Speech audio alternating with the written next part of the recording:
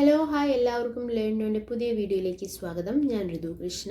നമ്മളിന്ന് ഡിസ്കസ് ചെയ്യാൻ പോകുന്നത് ഇന്ത്യൻ ഹിസ്റ്ററിയിലെ ഏറ്റവും ഇമ്പോർട്ടൻ്റ് ആയിട്ടുള്ള ഒരു പാർട്ടായിട്ടുള്ള ഇന്ത്യയുടെ ഒന്നാം സ്വാതന്ത്ര്യ സമരത്തിലെ മുൻവർഷ ചോദ്യങ്ങളാണ്. ഓക്കെ, പ്രീവിയസ് ഇയർ ക്വസ്റ്റ്യൻസ് ആണ് നമ്മൾ ഇന്ന് ഡിസ്കസ് ചെയ്യാൻ പോകുന്നത്. ഇന്ത്യൻ ഹിസ്റ്ററിയിലെ ഇന്ത്യയുടെ ഒന്നാം സ്വാതന്ത്ര്യ സമരം എന്ന ടോപ്പിക്കിലെ പ്രീവിയസ് ഇയർ ക്വസ്റ്റ്യൻസ് ആണ് നമ്മൾ ഇന്ന് ഡിസ്കസ് ചെയ്യാൻ പോകുന്നത്. നമുക്ക് വേഗം വീഡിയോയിലേക്ക് കടക്കാം. ആദ്യത്തെ ചോദ്യം, 1857 വിപ്ലവവുമായി ബന്ധപ്പെട്ട് റിലീഫ് ഓഫ് ലക്നൗ എന്ന പ്രശസ്ത ചിത്രം വരച്ചത്. 1857 വിപ്ലവവുമായി ബന്ധപ്പെട്ട് റിലീസ് ഓഫ് ലക്നൗ എന്ന പ്രശസ്ത ചിത്രം വരച്ചത് ആരാണ് എന്നാണ് ക്വസ്റ്റ്യൻ അല്ലേ. ഓപ്ഷൻസ് നോക്കാം നമുക്ക്. Option A Thomas Jones Barker, option B Campbell, option C colonel ഇൽക്കിൽസ്, ഓപ്ഷൻ ഡി ജെയിംസ് അഗസ്റ്റിൻ.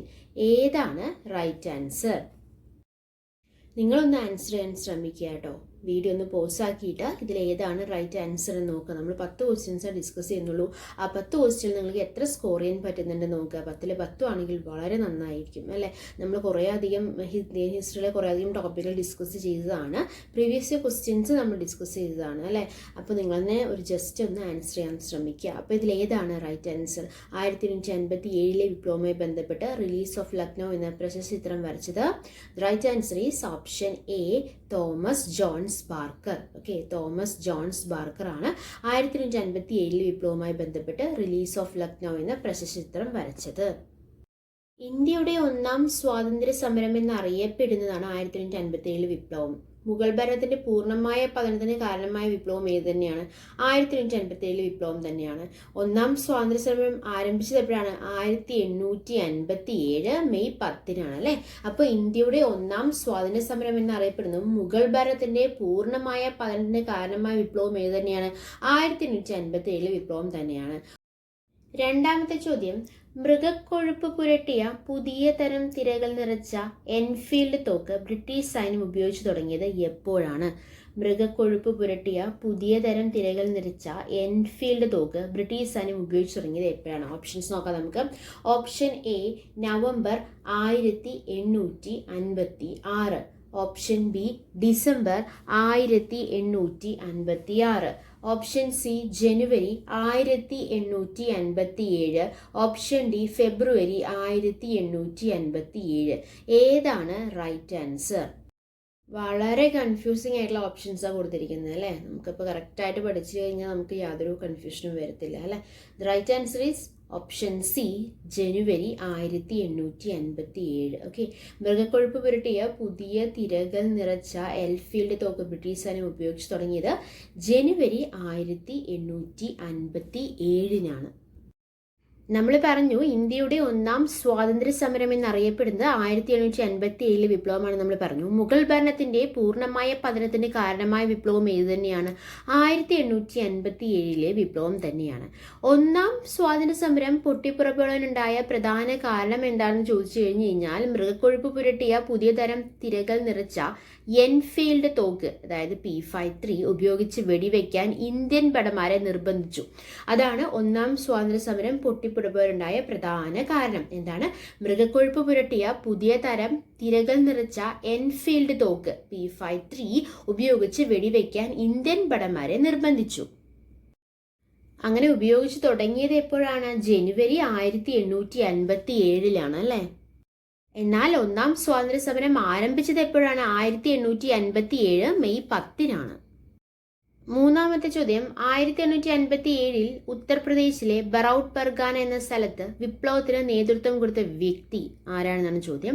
1857 ഉത്തർപ്രദേശിലെ ബറൌട്ട് പർഗാന എന്ന സ്ഥലത്ത് വിപ്ലവത്തിന് നേതൃത്വം കൊടുത്ത വ്യക്തി ആരാണെന്നാണ്. ഓപ്ഷൻസ് നോക്കാം നമുക്ക്. Option A Shamal, option B Maulvi Ahmadullah, option C Kunwar Singh, option D Wajid Ali Shah. ഏതാണ് right answer? The right answer is option A Shamal അല്ലേ. 1857 ഉത്തർപ്രദേശിലെ ബറൌട്ട് പർഗാന എന്ന സ്ഥലത്ത് വിപ്ലവത്തിന് നേതൃത്വം കൊടുത്ത വ്യക്തി ആരാണ്? ഷാമൽ. നമ്മൾ പറഞ്ഞു ബറൌട്ട് പർഗാന എന്ന സ്ഥലത്തിലെ അല്ലെങ്കിൽ അവിടുത്തെ വിപ്ലവത്തിന്റെ നേതാവ് എന്ന് പറയുന്നത് ഷാമലായിരുന്നു അല്ലേ. 1857 വിപ്ലവത്തിന്റെ നേതാക്കളെ കുറിച്ച് പറയുകയാണെങ്കിൽ കാൺപൂരിൽ നാനാ സാഹിബ് ആയിരുന്നു. ഓർത്ത് വയ്ക്കുക, കാൺപൂറിൽ നാനാ സാഹിബ് ആയിരുന്നു. ഡൽഹിയിൽ ഭക്ത് ബഹദൂർ ഷാ ബഹദൂർ ഷാ രണ്ടാമനായിരുന്നു ഡൽഹിയിൽ. ഝാൻസിയിൽ ആരാണ്? റാണി ലക്ഷ്മി ബായി ആണ്. ഫൈസാബാദിലാണ് മൗലവി അഹമ്മദുള്ള, നമ്മുടെ ഓപ്ഷൻ ബി അല്ലേ. ഫൈസാബാദിലാണ് മൗലവി അഹമ്മദുള്ള. മീററ്റില് കദം സിംഗ് ആണ്. അലഹബാദില് ലിയാഖത്ത് അലിയാണ്. മധുര ദേവി സിംഗ് ആണ്. മധുരയിൽ ദേവി സിംഗ് ആണ്. ഗ്വാളിയോറിൽ റാണി ലക്ഷ്മിബായി തന്നെയാണ്. റാണി ലക്ഷ്മിബായി ഇപ്പോൾ 2 സ്ഥലത്ത് നേതാവായിട്ടുണ്ട്. ഏതൊക്കെയാണ്? ഝാൻസിയിലും അതുപോലെ തന്നെ ഗ്വാളിയോറിലും. റാണി ലക്ഷ്മിബായി മാത്രമല്ല, താന്തിയ തോപ്പിയും അവിടുത്തെ നേതാവായിരുന്നു ഗ്വാളിയോറിൽ കേട്ടോ. കോട്ടയിലെ ജയ്ദയാൽ, ഹരിയാന റാവു തുലാറാം, ആസാം മണിറാം ദത്ത തുടങ്ങിയവരാണ് 1857 വിപ്ലവത്തിലെ നേതാക്കൾ. 4ാമത്തെ ചോദ്യം, 1857 വിപ്ലവം പൊട്ടിപ്പുറപ്പെടുമ്പോൾ ബ്രിട്ടീഷ് ഇന്ത്യൻ ആർമിയിലെ ഇന്ത്യൻ സൈനികരും ബ്രിട്ടീഷുകാരും തമ്മിലുള്ള അനുപാതം എത്രയായിരുന്നു എന്നാണ് ചോദ്യം. 1857 വിപ്ലവം പൊട്ടിപ്പുറപ്പെടുമ്പോൾ ബ്രിട്ടീഷ് ഇന്ത്യൻ ആർമിയിലെ ഇന്ത്യൻ സൈനികരും ബ്രിട്ടീഷുകാരും തമ്മിലുള്ള അനുപാതം എത്രയായിരുന്നു? ഓപ്ഷൻസ് നോക്കാം. Option A 4:1, option B 5:1, option C 6:1, option D 7:1. ഏതാണ് right answer? The right answer is option C, 6:1. അപ്പോൾ 1857 വിപ്ലവം പൊട്ടിപ്പുറപ്പെടുമ്പോൾ ബ്രിട്ടീഷ് ഇന്ത്യൻ ആർമിയിലെ ഇന്ത്യൻ സൈനികരും ബ്രിട്ടീഷുകാരും തമ്മിലുള്ള അനുപാതം എത്രയായിരുന്നു? 6:1 ആയിരുന്നു. 1ാം സ്വാതന്ത്ര്യ സമരം ഏറ്റവും കൂടുതൽ വ്യാപിച്ച സംസ്ഥാനം ഏതാണെന്നറിയാമോ? ഇന്ത്യയുടെ ഏത് സംസ്ഥാനത്തെയാണ് 1ാം സ്വാതന്ത്ര്യ സമരം ഏറ്റവും കൂടുതൽ വ്യാപിച്ചത്? ഏറ്റവും കൂടുതൽ വ്യാപിച്ച സംസ്ഥാനം ഉത്തർപ്രദേശാണ്. അത് ചോദിച്ചിട്ടുണ്ട് കേട്ടോ, അതുകൊണ്ടാണ് ഞാൻ പറഞ്ഞത്. 1ാം സ്വാതന്ത്ര്യ സമരം ഏറ്റവും കൂടുതൽ വ്യാപിച്ച സംസ്ഥാനം എന്ന് പറയുന്നത് ഉത്തർപ്രദേശാണ്. നമ്മൾ പറഞ്ഞു ഏറ്റവും കൂടുതൽ വ്യാപിച്ചത് ഉത്തർപ്രദേശിലാന്ന് പറഞ്ഞല്ലേ. അതുപോലെ തന്നെ 1887 കലാപം പൊട്ടിപ്പുറപ്പെട്ടതും ഉത്തർപ്രദേശിലെ മീററ്റിൽ വെച്ചിട്ടായിരുന്നു കേട്ടോ, അതും ചോദിച്ചിട്ടുണ്ട്. 1887 കലാപം പൊട്ടിപ്പുറപ്പെട്ടത് എവിടെ നിന്നാണ്? അപ്പോൾ ഉത്തർപ്രദേശിലെ മീററ്റിൽ വെച്ചിട്ടായിരുന്നു. 1887 കലാപം പൊട്ടിപ്പുറപ്പെട്ടത്. 1857 കലാപകാരികൾ ഇന്ത്യയുടെ ചക്രവർത്തിയായി പ്രഖ്യാപിച്ചത് ബഹദൂർ ഷാ രണ്ടാമനെ ആയിരുന്നു കേട്ടോ.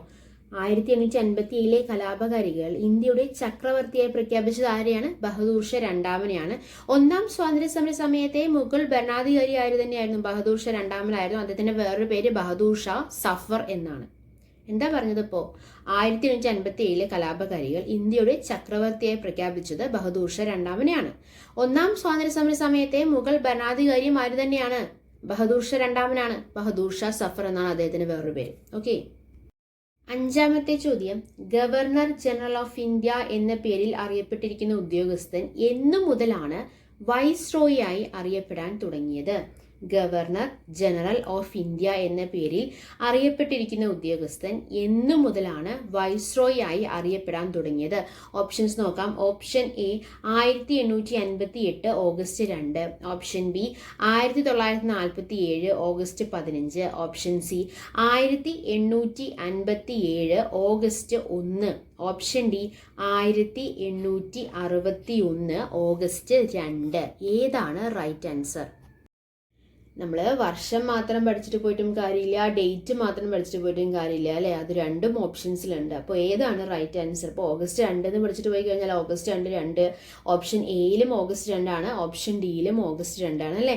അപ്പോൾ കറക്റ്റ് ഇയർ ഏതാണെന്ന് അറിയണം അല്ലേ. ഏതാണ് right answer? The right answer is option A, 1858 August 2. Governor general of India എന്ന പേരിൽ അറിയപ്പെട്ടിരിക്കുന്ന ഉദ്യോഗസ്ഥൻ എന്നു മുതലാണ് വൈസ്രോയി ആയി അറിയപ്പെടാൻ തുടങ്ങിയത്? 1858 ഓഗസ്റ്റ് 2 മുതലാണ് വൈസ്രോയി എന്ന് അറിയപ്പെടാൻ തുടങ്ങിയത്. ബ്രിട്ടീഷ് ഇന്ത്യയിലെ ആദ്യ വൈസ്രോയും അവസാനത്തെ ഗവർണർ ജനറലും ആരാണ്? ബ്രിട്ടീഷ് ഇന്ത്യയിലെ ആദ്യ വൈസ്രോയും അവസാനത്തെ ഗവർണർ ജനറലും ആരാണ്? ലോർഡ് കാനിങ് ആണ്. കാനിങ് പ്രഭുവാണ് അല്ലേ. ബ്രിട്ടീഷ് ഇന്ത്യയിലെ ആദ്യ വൈസ്രോയും അവസാനത്തെ ഗവർണർ ജനറലും ആരാണ്? ലോർഡ് കാനിങ് അല്ലെങ്കിൽ കാനിങ് പ്രഭുവാണ്. ബ്രിട്ടീഷ് ഇന്ത്യയിലെ അവസാനത്തെ വൈസ്രോയ് ആരാണ്? മൗണ്ട് ബാറ്റൻ പ്രഭുവാണ് അല്ലേ. ബ്രിട്ടീഷ് ഇന്ത്യയിലെ ആദ്യത്തെ വൈസ്രോയ് കാനിങ് ആണെന്ന് നമ്മൾ പറഞ്ഞു. അവസാനത്തെ വൈസ്രോയ് മൗണ്ട് ബാറ്റൻ പ്രഭുവാണ്. അതായത് സ്വതന്ത്ര ഇന്ത്യയിലെ ആദ്യത്തെ ഗവർണർ ജനറൽ ആണ് മൗണ്ട് ബാറ്റൻ പ്രഭു. സ്വതന്ത്ര ഇന്ത്യയിലെ ആദ്യത്തെ ഗവർണർ ജനറൽ ആണ് ആര്? മൗണ്ട് ബാറ്റൻ പ്രഭു. നമ്മുടെ ചാനൽ സ്ഥിരം കാണുന്നവർക്ക് അറിയാം, നമ്മൾ വൈസ്രോയിമാരെ കുറിച്ച് വളരെ വ്യക്തമായി വളരെ വൃത്തിയായി പഠിച്ചു കഴിഞ്ഞതാണ് അല്ലെ. ഓരോ കോഡൊക്കെ വെച്ചിട്ട് ഓർമ്മയുണ്ടോ? CELM BLR ലക്ക് എന്നൊക്കെ പറഞ്ഞിട്ട് നമ്മൾ ഓരോ കോഡൊക്കെ വെച്ച് പഠിച്ചതാണ്, നമ്പേഴ്സൊക്കെ വെച്ച് പഠിച്ചതാണ്. കാണാത്തവരുണ്ടെങ്കിൽ അതൊന്ന് കാണുക. എന്തായാലും നിങ്ങൾക്ക് വെള്ളം, പച്ച വെള്ളം പോലെ നിങ്ങൾക്ക് മനസ്സിൽ നിൽക്കും ആ ഒരു കോഡ് പഠിച്ചു കഴിഞ്ഞാൽ. ഓക്കെ, അടുത്ത ചോദ്യത്തിലൂടെ കടക്കാം. 6ാമത്തെ ചോദ്യം. ബ്രിട്ടീഷുകാർ ഡൽഹി കൈവശപ്പെടുത്തിയതിനു ശേഷം സാധാരണക്കാരായ ജനങ്ങളെ കൊല ചെയ്തതിന് സാക്ഷിയായ പ്രശസ്തനായ ഉറുദു കവി.